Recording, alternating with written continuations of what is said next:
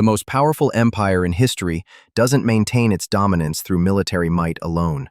It does so through a piece of green paper, the United States dollar.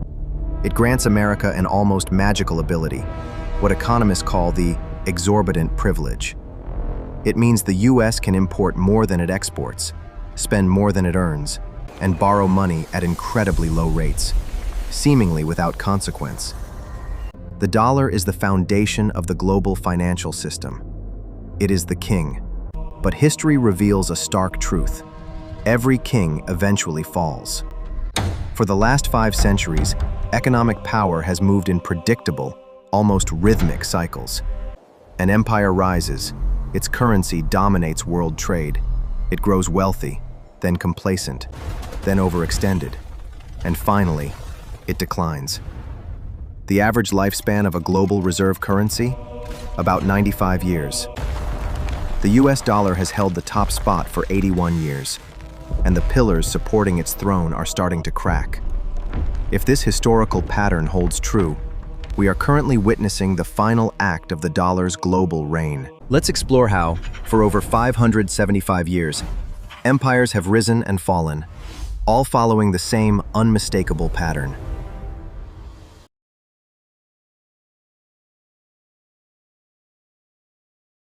Our story begins in the mid-1400s. The world economy was fragmented until one nation revolutionized global connectivity: Portugal. After the fall of Constantinople in 1453 effectively shut down the traditional land routes to Asia, Portugal pioneered the Age of Discovery. They mastered the open ocean.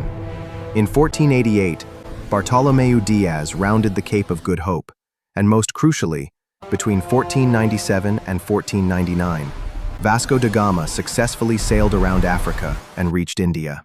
Portugal didn't just discover new routes, they dominated them. They established a sprawling maritime empire. They built strategic strongholds in Goa on the west coast of India, captured in 1510, seized the vital Strait of Malacca in modern-day Malaysia in 1511, established a presence in Macau, China, by 1557, and colonized Brazil, discovered in 1500. Lisbon became the trading capital of the world, and the Portuguese Real became the first true global medium of exchange for spices, silks, and other luxuries. But this dominance lasted only about 80 years. Maintaining military outposts across 4 continents was ruinously expensive. Competition from the Dutch and British intensified. Finally, a succession crisis weakened the Portuguese crown, and in 1580, Spain absorbed Portugal into the Iberian Union, ending the Real's dominance.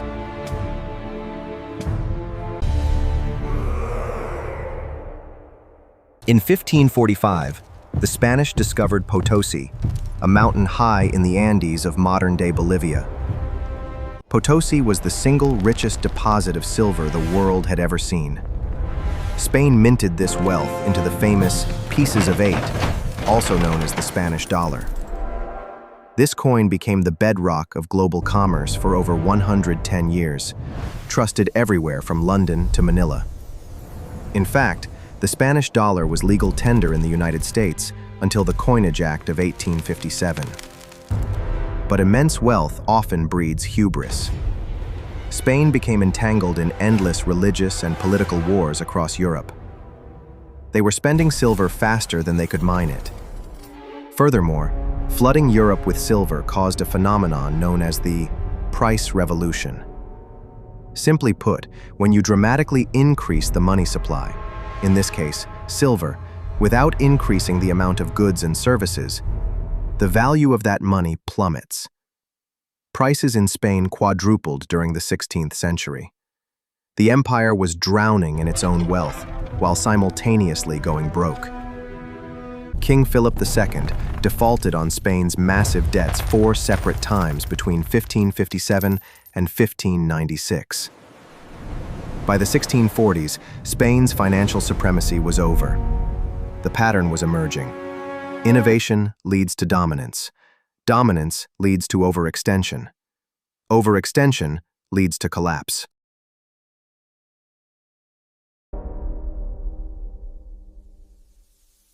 As Spain faded, A new power rose not through conquest or discovery, but through sheer ingenuity: the Dutch Republic. In the 17th century, Amsterdam became the world's economic engine. The Dutch didn't just dominate trade, they invented the tools of modern capitalism. In 1602, they established the Dutch East India Company, VOC, the world's first multinational corporation and the first company to issue publicly traded stock. They created the first modern stock exchange and the Bank of Amsterdam, 1609, which provided a reliable, efficient system for international payments. Their currency, the guilder, became Europe's de facto reserve currency. It was stable, sophisticated, and trusted. For about 80 years, from the 1640s to the 1720s, the guilder reigned supreme. Yet, the Dutch fell victim to the same cycle. They faced relentless competition from the rising British Empire. The costs of maintaining their global trading network and defending against naval challenges became too great. The Fourth Anglo-Dutch War, 1780 to 1784, was catastrophic, leading to the eventual bankruptcy of the Dutch East India Company and the end of the guilder's global dominance.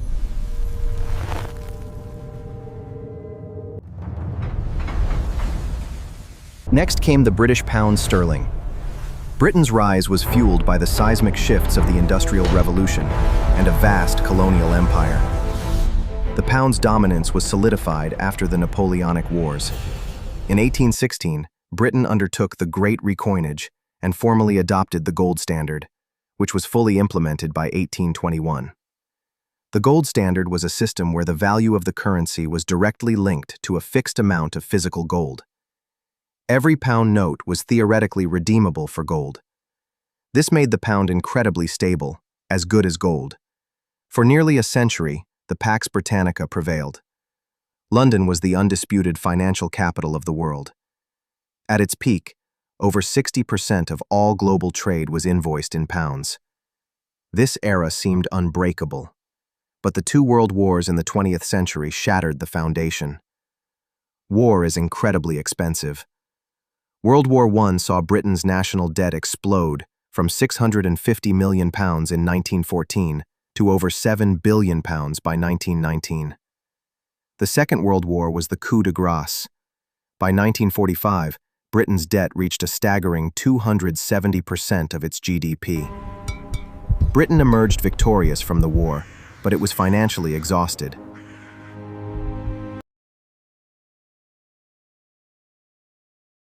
July 1944.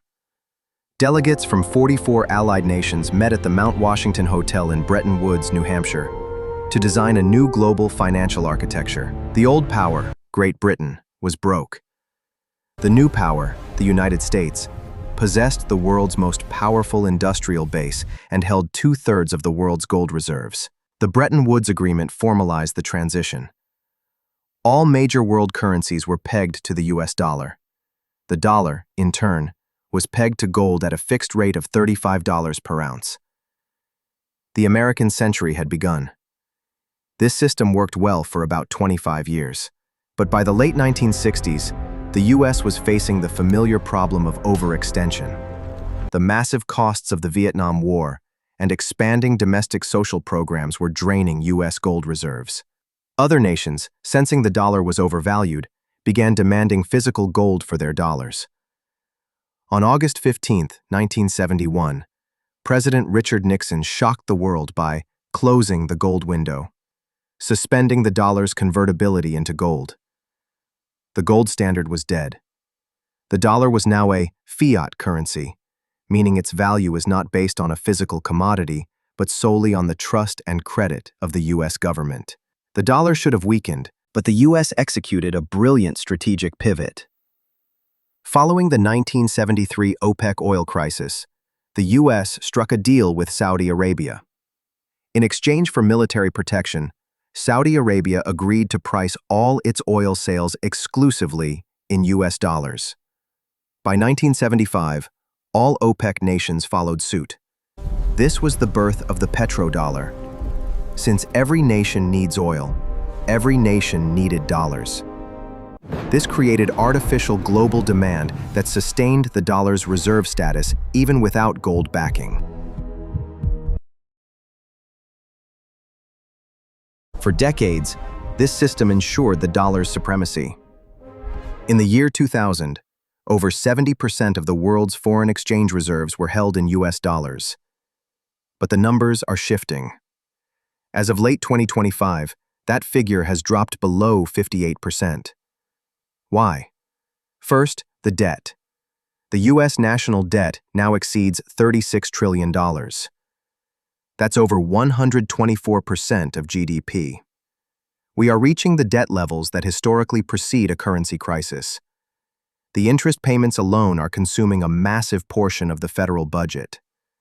Second, the weaponization of the dollar. The US has increasingly used its financial dominance as a foreign policy weapon. By imposing sanctions and cutting nations off from SWIFT, the global banking communication network, the US has demonstrated the risk of relying too heavily on a dollar-based system. If your assets can be frozen overnight by a political decision, are they truly secure? This realization has accelerated de-dollarization. The BRICS nations, including China, Russia, India, Brazil, South Africa, and new members like the UAE and Iran, are actively building alternatives. They are settling trade in local currencies. China and Russia now conduct most of their trade in yuan and rubles. The petrodollar system is eroding as major oil producers are increasingly willing to accept other currencies for oil. The foundations of the post-1971 dollar dominance are fracturing. Let's look back at the pattern. Portugal, 80 years. Spain, 110 years. The Netherlands, 80 years. Britain, approximately 100 years in the gold standard era. The average lifespan is around 95 years. The US dollar is currently at year 81. The signs of overextension are clear: unsustainable debt, declining global trust, the rise of powerful rivals, and a vast, expensive military footprint worldwide. What happens next? History suggests that transitions are rarely sudden collapses. The British pound remained a significant currency for decades after 1944, but the UK's global influence waned significantly. We are likely entering a period of transition. It's unlikely a single currency, like the Chinese yuan, will immediately replace the dollar due to China's own economic issues and strict capital controls. More likely, we are moving towards a multipolar world. A world where global trade is shared among several pillars: the dollar, the euro, the yuan, and perhaps a basket of commodity-backed currencies or a new BRICS trading unit.